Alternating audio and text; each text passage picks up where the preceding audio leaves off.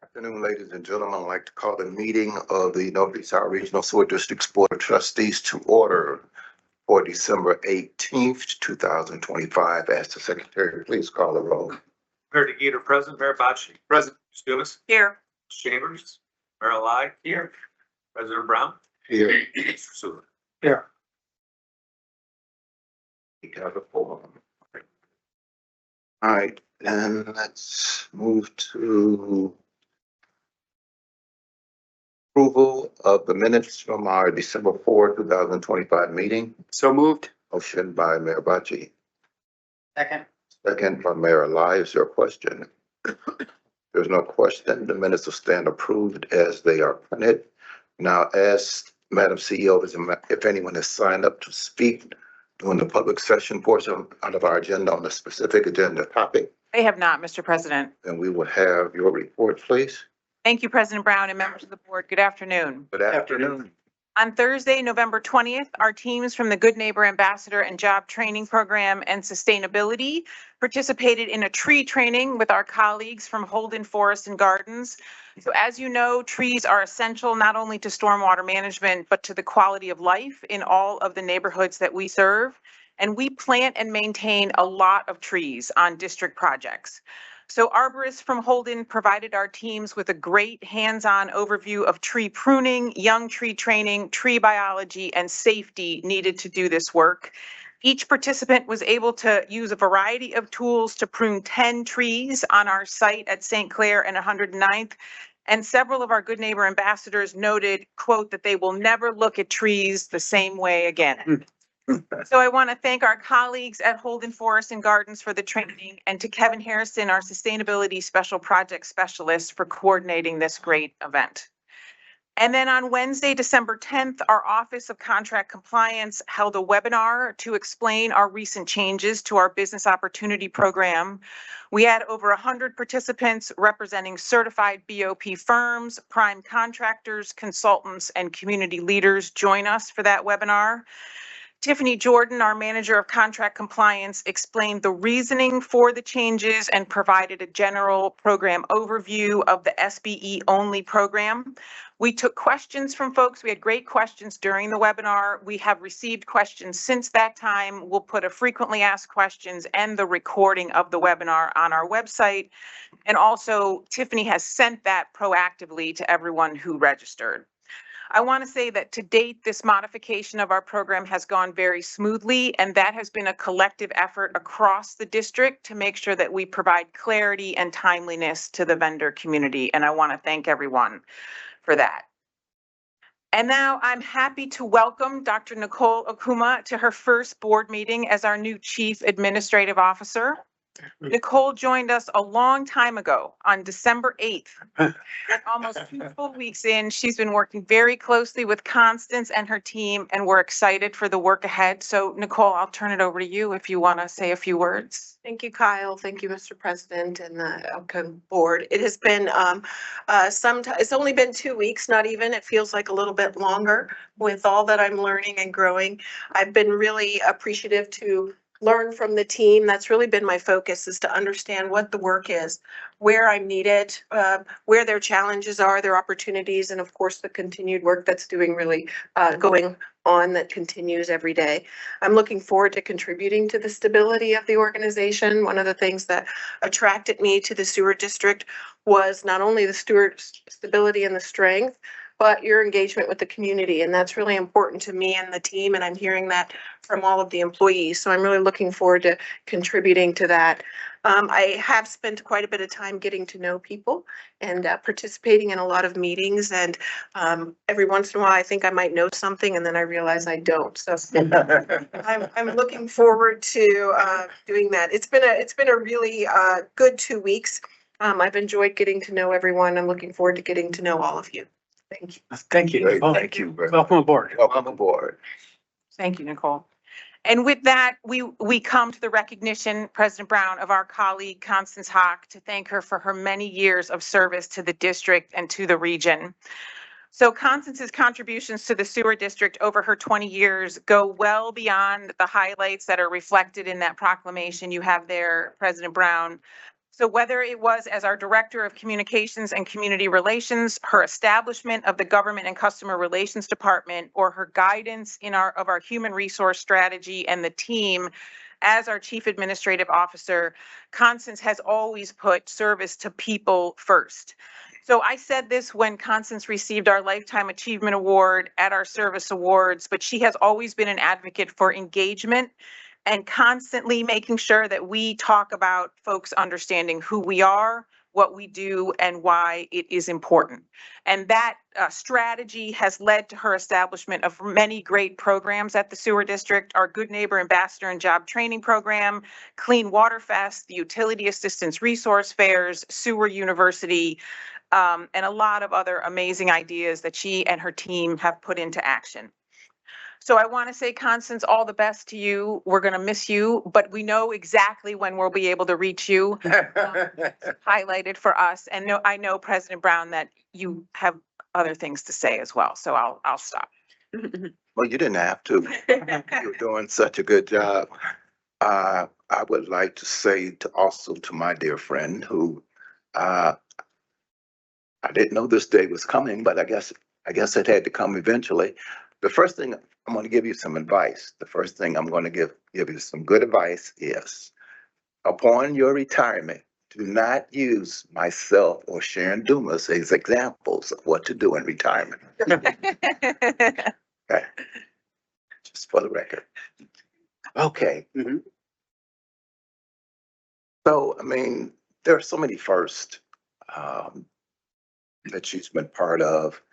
The 20 years is not nearly a measure of the value that I see here, whether it's the administration, external affairs, directorate administration, the position that we basically created, knowing and understanding that the district was changing, and we had an intention to change the district from this, if you can believe it, sleepy, large utility that had intentionally made a good record of basically burying its head in the ground, doing its job very well, but trying to stay out of the public limelight at all.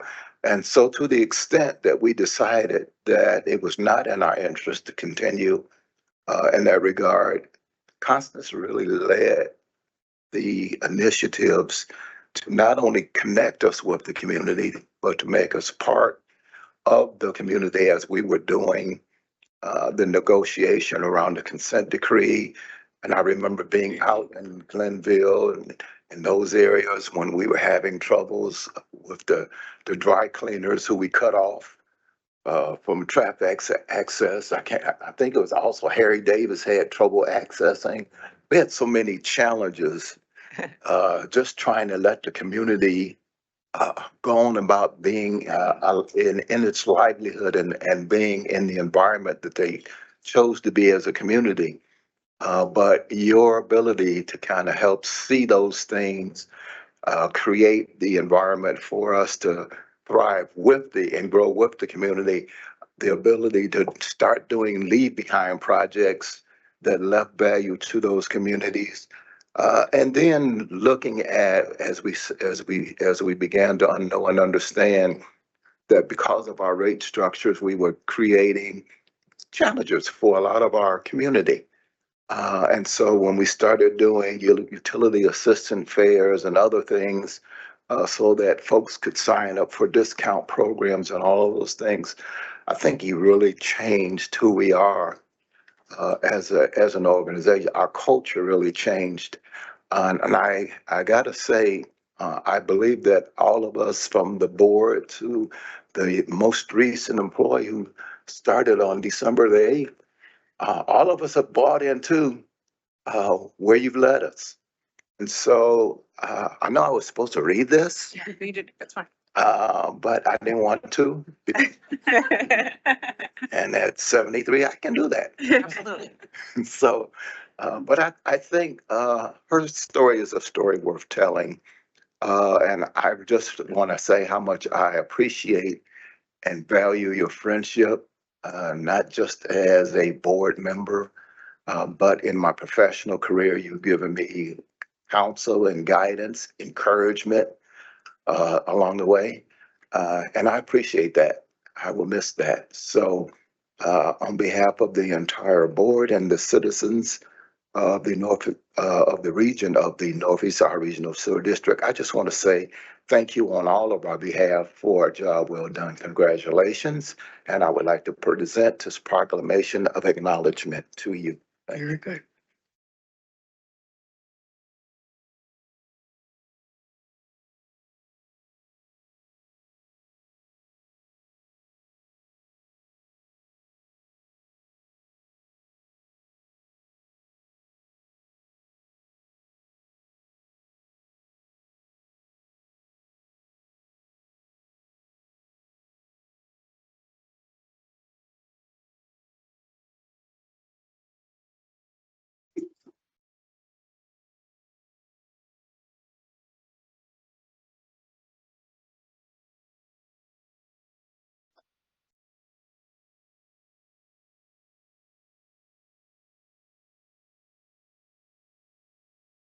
And if you would like to now have some words, please. Sure. Please. Well, as I said, at our award ceremony, 20 years goes by really, really quick. This has been a great opportunity. I have loved being a public servant. I think of all the jobs I've had, I've loved this one the most because of that. It's been so wonderful not only to serve the community that I was born in, that my family lives in, but for all of the people of Northeast Ohio. It's really an honor to be a public servant, and I've really enjoyed it. I like to start things, and we started a lot of things with the AEA team, my first team, and with the HR team, and with the government and customer relations team.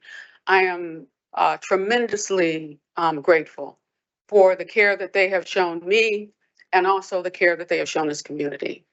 So it's been a wonderful ride. I've enjoyed it. Now, in starting things, I will say that I have these ideas, right? And so I present these ideas and then I get the Gonzalez face. And so I'm like, we can do this thing, you know? And then just like that, 2 years later, we do it. So it's been so much fun. We have laughed so much and had so many good times. So my best to all of you and to your families, and thank you very much for the honor of serving the Northeast Ohio Regional Sewer District.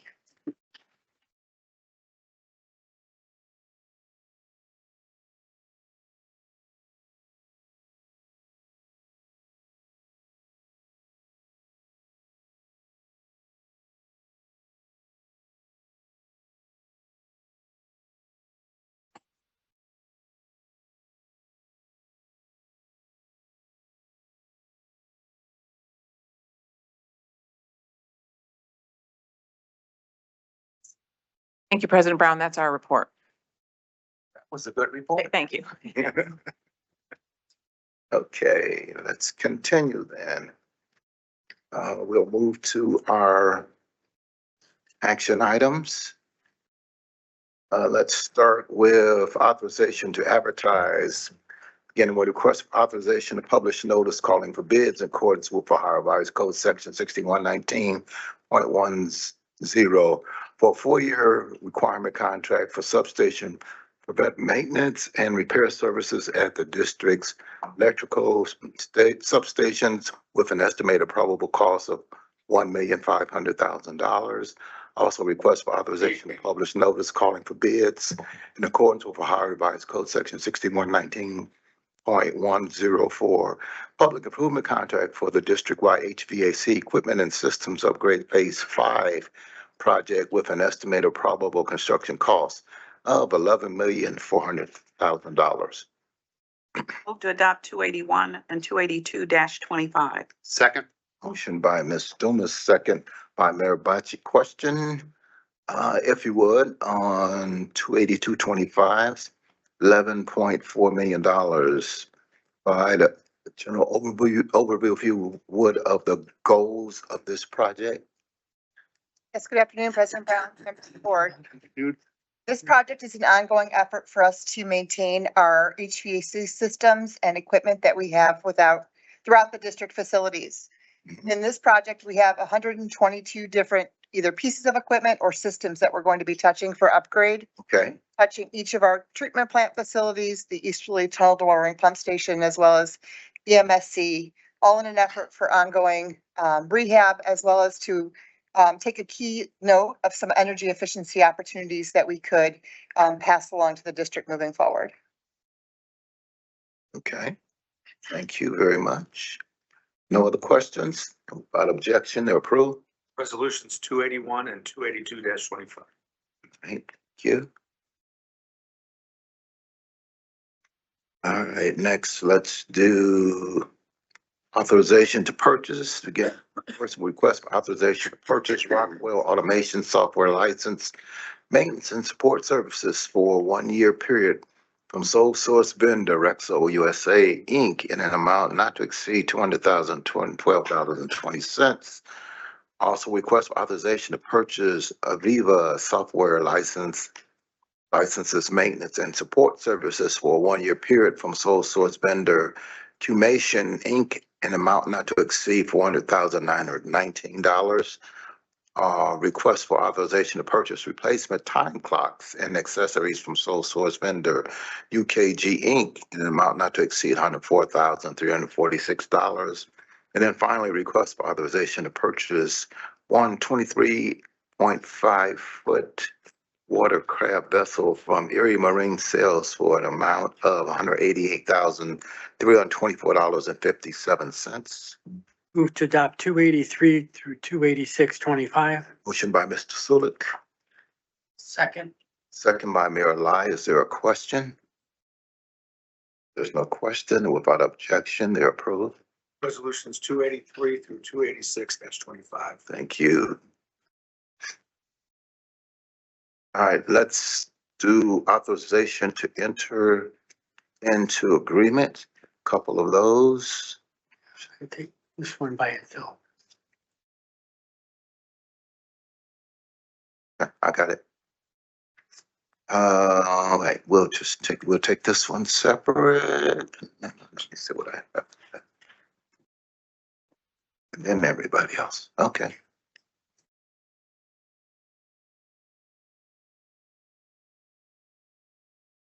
All right, this is a request to enter into a stormwater project agreement, City of Cleveland Heights and Shaker Heights for the district's Stonebrook restoration of Horseshoe Park project to memorialize the project construction and maintenance responsibilities of parties, including certain city park amenities outside the scope of the district's project, but included as part of the district's project construction contract, with the city is reimbursing the district for all cost of such park amenities in an amount not to exceed $7,100,000, all in accordance with the terms of the agreement. Move to adopt 287-25. Motion by Mr. Sulik, Second. second by Mayor Lai. Question, if you could.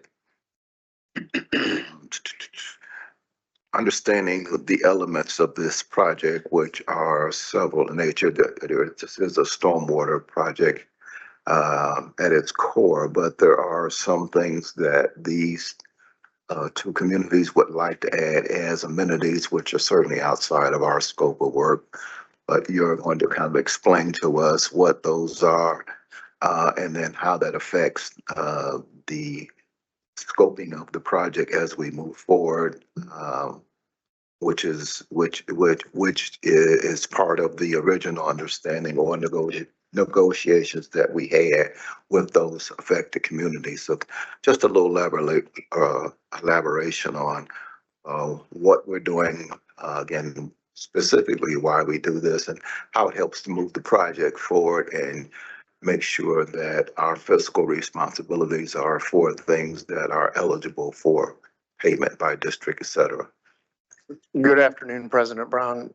That's correct. Before the board today is our authorization to enter into agreement with the cities of Shaker Heights and Cleveland Heights to construct the Stonebrook Restoration Project at Horseshoe Park. So as you can see up on the screen, the district's portion of that is $24 million. That is under the Regional Stormwater Management Program to reestablish the north branch and the middle branch of Dome Brook, and to remove the Class 1 high hazard dam at Horseshoe Park, also known as Upper Horseshoe Lake. The cities of Shaker Heights and Cleveland Heights, as we collectively went through a public engagement process over a couple-year period, determined that there were certain city community amenities that they wish to incorporate into the project. And so under the terms of the agreement, cities will contribute upwards of $7.1 million towards those amenities for the district to construct. The cities will be reimbursing the district for those costs. Those amenities are separate from the Regional Stormwater Management Program. Thus, that's why we needed the agreement to establish those terms for the project, the overall scope of the project. Any other questions or concerns? All right, if there are none, then I'm gonna ask for a roll call, please. Mayor Bocci. Yes. Mr. Dumas. Abstain. Mayor Lai. Yes. President Brown. Yes. Mr. Sullivan. yes, Mayor DeGeter, yes. All right, it passes. Thank you very much.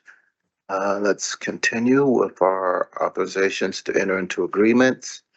Next is a request for authorization to enter into a cooperative agreement with the Cleveland Museum of Art, CMA, to coordinate the district's Dome Brook conveyance improvement near University Circle project with CMA's Fine Arts Gardens renovation project to facilitate the district's project making certain stormwater improvements within or underneath the footprint of the Wade Lagoon, including installing a parallel stormwater relief culvert to provide additional stormwater conveyance within Dome Brook with no direct costs for the CMA cooperative agreement, and all project costs to be separately authorized. All right. Also a request for authorization to enter into a general engineering services wastewater treatment GES 14 GES 14 professional services agreement with Brown and Caldwell for task order based as needed professional engineering services for engineering construction department, an amount not to exceed $3 million. Request for authorization into a general engineering services wastewater treatment GES 15 professional services agreement with HDR Engineering Inc. for task order based as needed professional engineering services for the engineering construction department, an amount not to exceed $3 million. Request authorized to enter into a general engineering services architectural civil structural GS 16 professional services agreement with AECOM Technical Services Inc. for task order based as needed professional engineering service for engineering and construction department, an amount not to exceed $1,500,000. And then finally, request for authorization to enter into a general engineering service architectural civil structural GES 17 professional services agreement with Osborne Engineering Company for task order based as needed professional engineering services for the engineering construction department, in an amount not to exceed $1,500,000. Move to adopt 288 through 292-25. Issued by Ms. Stillness. Second. Second by Mayor Bocci. Question, if you could, 28825 is somewhat unique, I think, in terms of what we're trying to get accomplished here. I know that as we're looking at elements of our projects that we're doing upstream, Horseshoe and Lower Shaker Lake, that one of the challenges is the ability to accept flow downstream. In particular, I know that Dome Brook has its limitations, and so as I understand it, this presents an opportunity to build or add, I'll call it a parallel culvert for the purposes of helping to take on some of that flow or create conveyance for some of that flow in the future. CMA is already doing or planned a project, and so they were already going to be affecting this area.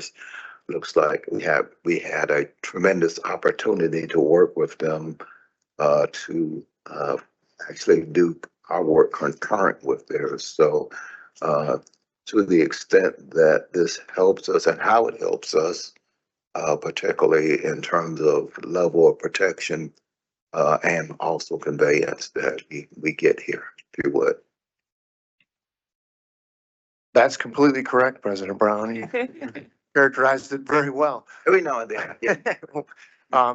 Yes, so the area that you see outlined in yellow is the survey area that we're working right now with the Cleveland Museum of Art. They are rehabilitating or will be rehabilitating their fine arts gardens. This did present a tremendous opportunity, as you characterized, for this additional conveyance that is desired in this portion of the University Circle Culvert area. John, if you go to the next slide, this just shows you what we refined and defined under the 2021 stormwater master planning effort in terms of the hydraulic constrictions in this portion of the mile-long culvert underneath University Circle. So you can see that area outlined in red. If you look at the inset diagram there, that's a profile of the culvert itself, and you can see those black shapes at the bottom. Those are all the different sizes and configurations of the culvert.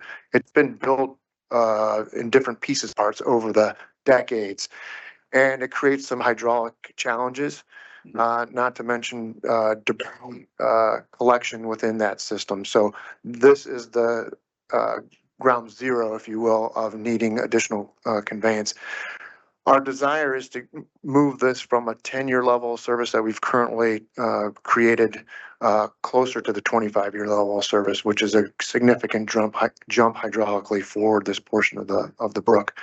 And John, if you just go to the last slide, perhaps. You've probably recall seeing this graphic before, but there's the lagoon again. The lagoon is hydraulically separated from the culvert, but this is the potential alignments that we would like to capture under this cooperative agreement museum. This agreement just simply memorializes our effort to continue to work with the museum as we go through a pre-design and design process. We'll likely be back before the board to amend an agreement and move forward from there. All right, great. Thank you for that overview. It's amazing. But I talk to people about projects like this, and it's amazing to me the number of people who really think that there is no danger, no capacity issue, no facilities that are impacted by what might happen upstream from us. And so I say that to say, even though I know we are aware of it and I know we talk about it, I think that this is probably an opportunity for us to perhaps maybe a little bit more in terms of making sure that all of the folks who are in that downstream area were supported by the facilities in that downstream area. Understand, there's a reason why we're spending this $24 million upstream 2 times, and that there is a loss of property and life potential here. So I just hope that eventually folks get that, because folks that are in our business who I think should know this and just are clueless. So. Yes, we will continue to advocate. We're certainly open to talk with anyone at any time about the challenges in the brook and in the watershed. Certainly, and I think later I'll have some more information for you, President Brown, in their information update that'll give a little more depth to that discussion.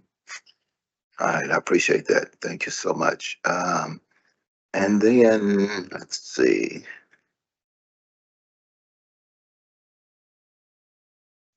Missed it here. I think I did.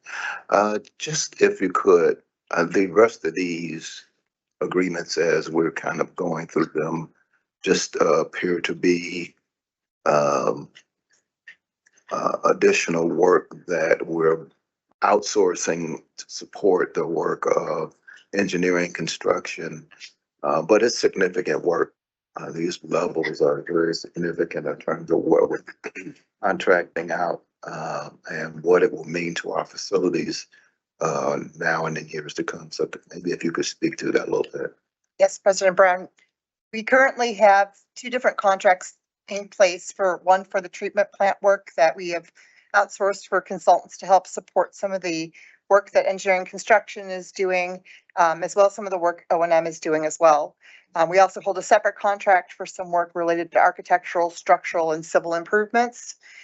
During this renewal, we are going to now have two contracts for the treatment plants and then two contracts for the architectural, civil, and structural work.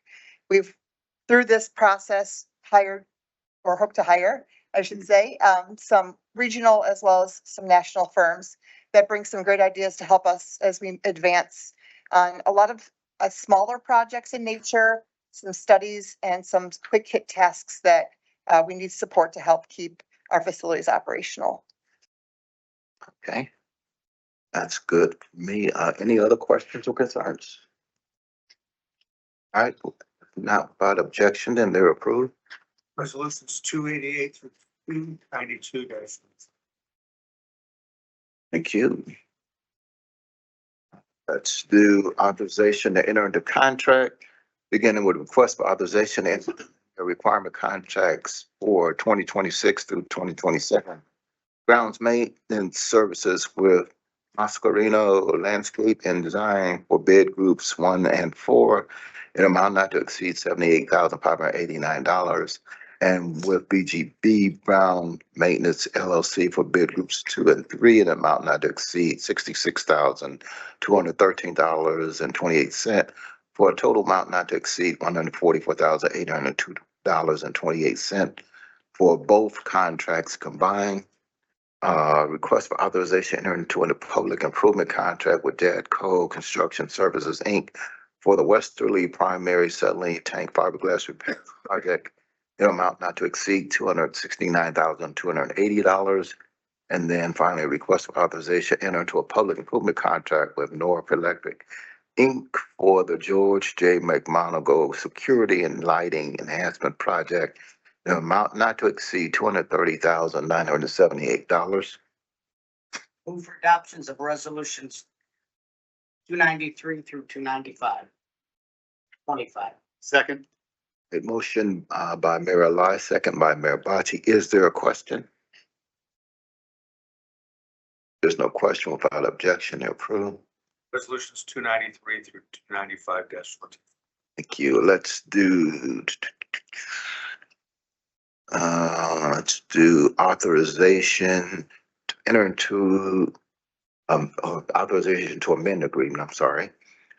This is a request for authorization to amend agreement number 25001232 with Occupational Health Centers of Ohio, PADVA, Concentra Medical Centers for Occupational Health Services to add oral fluid or saliva testing to subject testing methods and to add testing for heroin and oxycodone to substance testing panels for employees who are not subject to the U.S. Department of Transportation regulations with no change in the total agreement amount.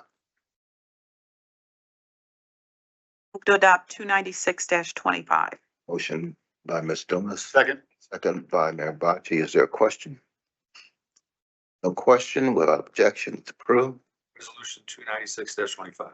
Thank you. Let's do authorization to pay fees. This is authorizing the expenditure of $98,350 to the Treasurer State of Ohio for the Ohio Environmental Protection Agency calendar year 2025 annual discharge fees for the easterly, southerly, and westerly wastewater treatment plants. Make the motion, Mr. President. Motion by Mayor Bocci. Second. Second by Mr. Sulik. Is there a question? There's no question. Without objection, it's approved. Resolution 297 dash. All right, thank you very much. Next we have authorization to appoint. This is reappointing William Chorba to a 2-year term of the Board of Trustees Audit Committee commencing February 1, 2026 and concluding January 31, 2028. I've asked, Mr. Chairman, if you have comments? Yes. Mr. Chorba has served on the audit committee as an independent, non-board member since February 2022. Mr. Chorba is a leader in the retirement and investment solutions practice at CBIS IZ Inc., where he serves as Vice President of Service and Operations. CBIZ Inc. is a Cleveland-based company with 11,000 national-wide employees. Mr. Chorba served as the CFO of CBIZ Benefits and Insurance Services in his most recent prior role, which followed his service as a former Chief Financial Officer of the Cleveland Metro Parks. He has a 30-year background in public accounting and risk management. It's been my pleasure to have him on the audit committee with me since that time in 2022, and he is an excellent representative for the board. I make a motion to reappoint him for 298.25. All right, motion by Mr. Sulik, Second. second by Ms. Dumas. Is there a question? No question, then we are authorizing the appointment of William Chorba to a 2-year Board of Trustees Audit Committee term commencing 1/2026, including January 31, 2028. Congratulations. 98-25. All right, thank you. I think those are all of the action items done. Thank you. Yeah, everything else will come back to executive session, I believe. Okay, let's move then to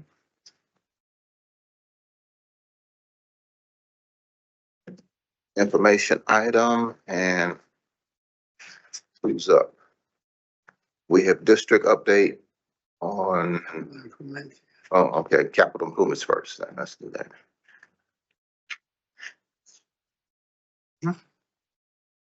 All right, I will give you today an update on our cash flow, our project level KPIs, the construction updates you should see in your board brochure. And then Andrea Remius, the ENC planning manager, will also provide an update on our capital planning process for 2026. Okay. In terms of our cash flow, these are the 7 projects I've presented in previous board meetings. They represent about 70% of the spend within the capital budget. And you can see we do have a few here that are trailing behind the 85% planned goal.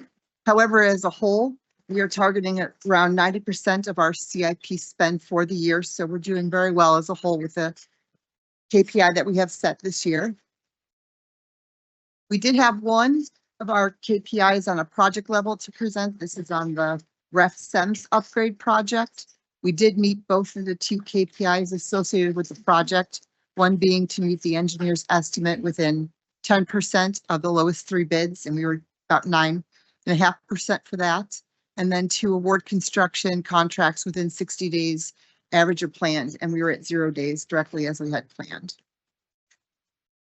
And very quick, I will turn it over to Andrea Remius. Okay.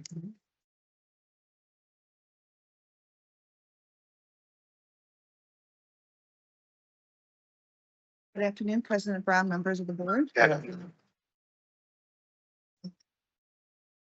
So I'm Andrea Remus, Planning Manager at Engineering Construction. And I'm here to present the 2026 Capital Improvement Process Planning.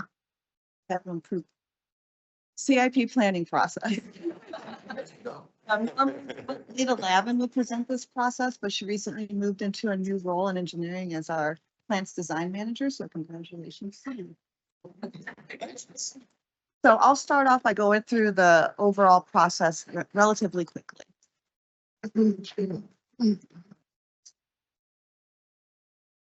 So starting around July, we receive the bulk of our nominations, but they can be submitted all year long.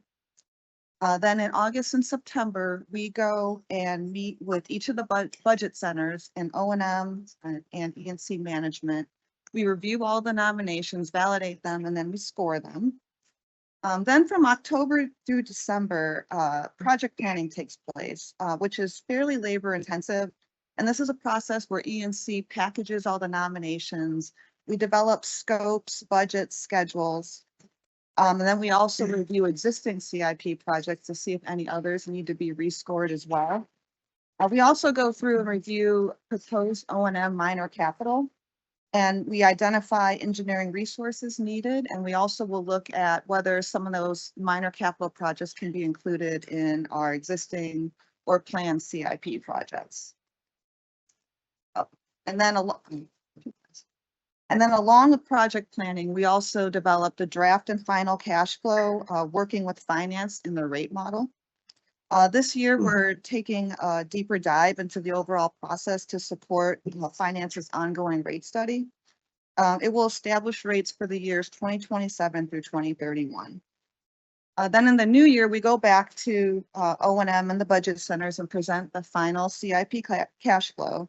And in March, we create the final documentation.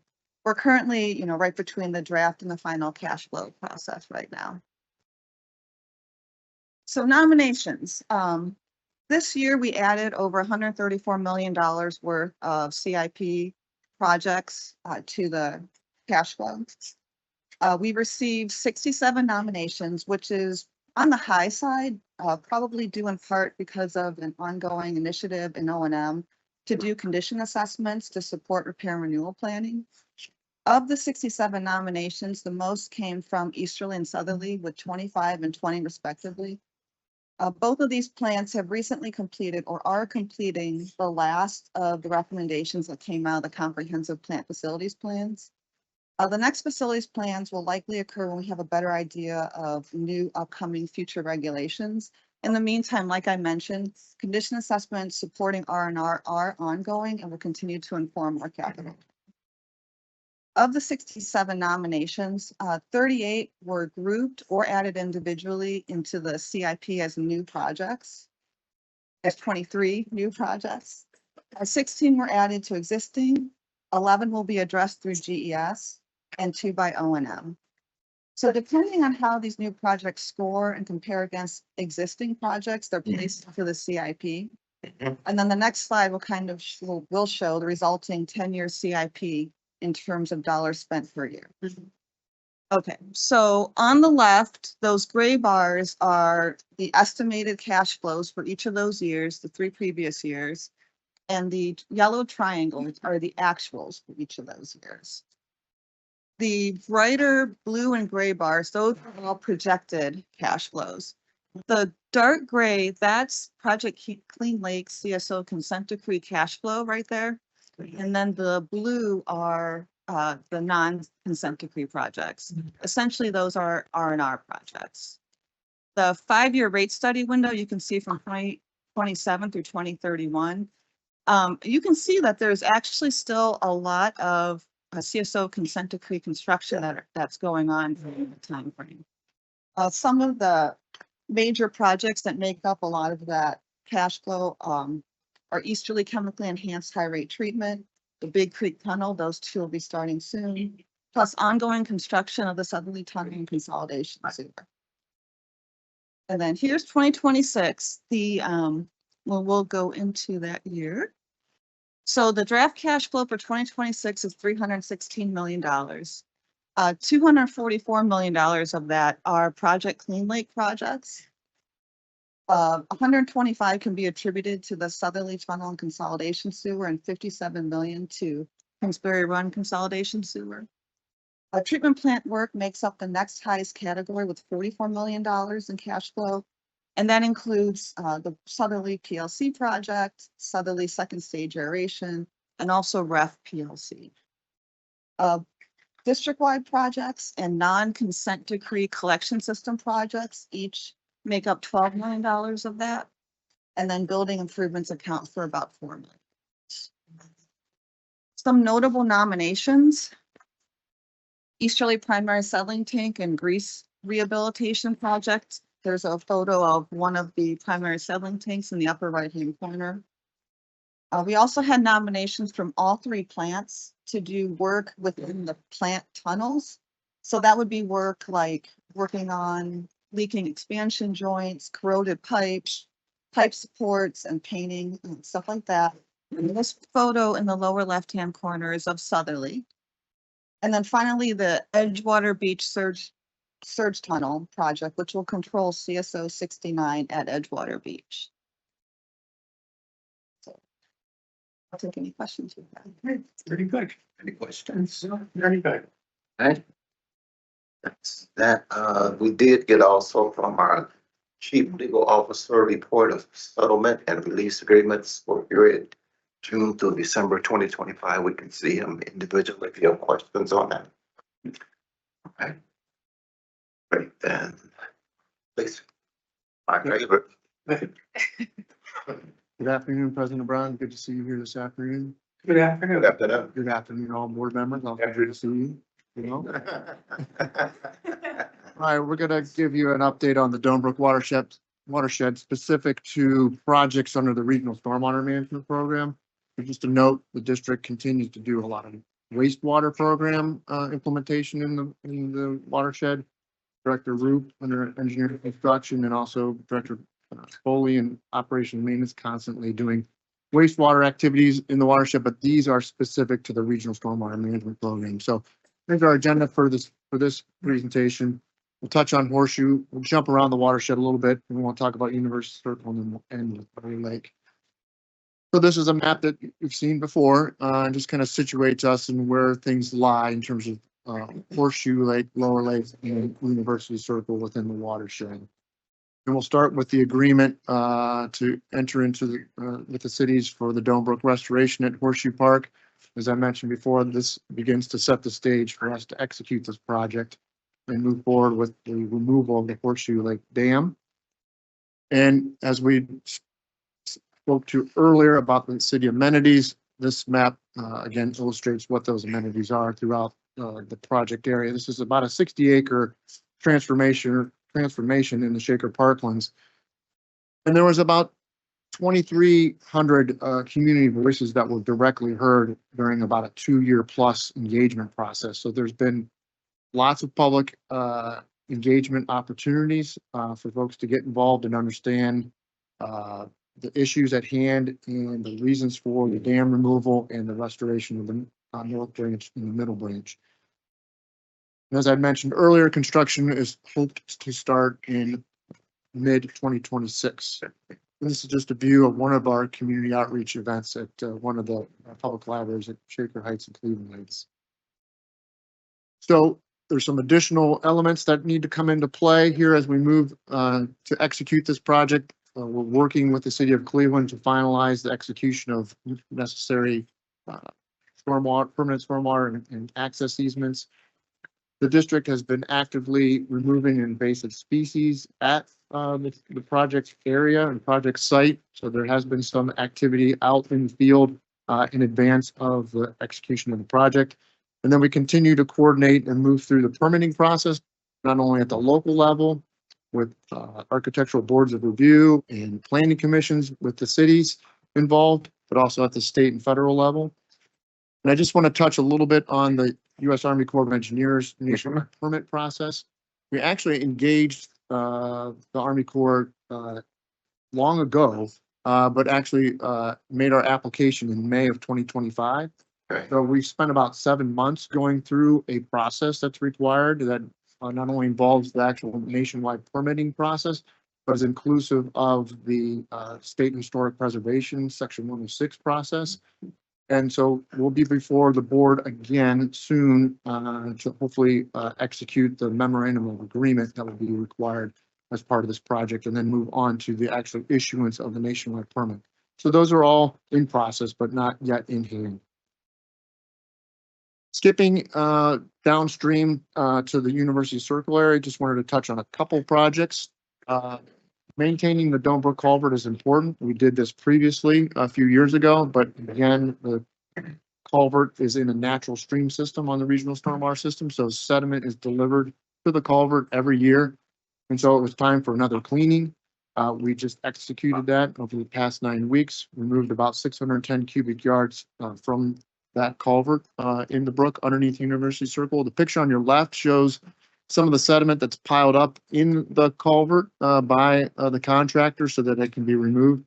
Keeping in mind that control of water is a challenge here. So there's rain events that occurred during that 9 weeks. So the sediment's moved to the side and then taken out, and you can see the after picture there on the right. It's a nice clean culvert back to that 10-year level of service capacity that we need. And I showed this graphic earlier, but again, these are the hydraulic restrictions. This is our location. If we work with the Cleveland Museum of Art, we talked about the different hydraulic restrictions there in the shapes and sizes of the culvert. This is what we're trying to prevent. So again, it was noted that there are significant and serious consequences to not having proper conveyance for University Circle. So again, the maintenance work on the culvert is necessary. In addition to the additional culvert conveyance that we have just launched into our pre-design effort. Our consultant is on board. We've already started to do our field survey work, continuing to cooperate with Cleveland Museum of Art as we move through pre-design. We'll refine that design, move into detailed design, and then on into construction to get that piece of conveyance in place in the years to come. So moving back to the lower lake area of the watershed, obviously, I think all of us know that Lower Shaker Lake is a Class 1 high hazard dam after the multitude of public outreach that we've had in coordination with the cities. ODNR is the responsible state entity to regulate that. And deemed that Class 1 high hazard dam as being out of compliance. ODNR presented to the cities a joint council of Shaker Heights and Cleveland Heights City Councils on November 18th. Provided an in-depth review of their past inspections, which began back in 1979, where the state ODNR Department of Division of Water Resources Dam Safety Program made known that the dam was inadequate and the hydraulics were not necessary to carry the current day standards. And so that information was brought to the cities for them to understand. And it is a structure that still needs to be maintained. So under the Regional Stormwater Management Program, we continue to support the cities in maintaining that facility. Recently, our inspection crews determined that the riprap and rock placement for shoreline protection on the upstream or lake facing part of the dam structure were missing. And so that needed to be replaced. So we're in the process of replacing that stone to again protect that dam face.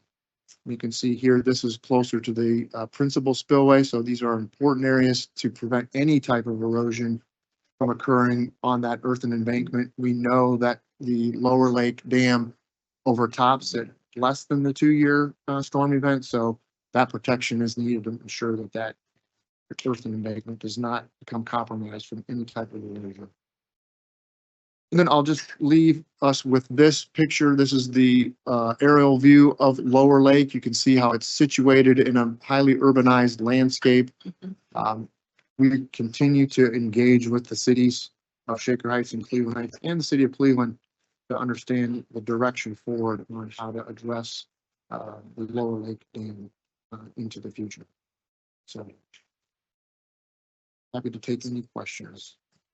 Questions? I just want to know where the slide of the new vessel is that you just purchased. That's for the big lake. Lake Erie. Understood. Do you have a make, model, horsepower? I mean, the stuff that I've actually. I think our water quality industrial surveillance team would be happy to take you out on it once we get it. We'll give you a tour around the new shore. We'll go to the Western Basin and go for a tour there. I think there's some fish. Absolutely.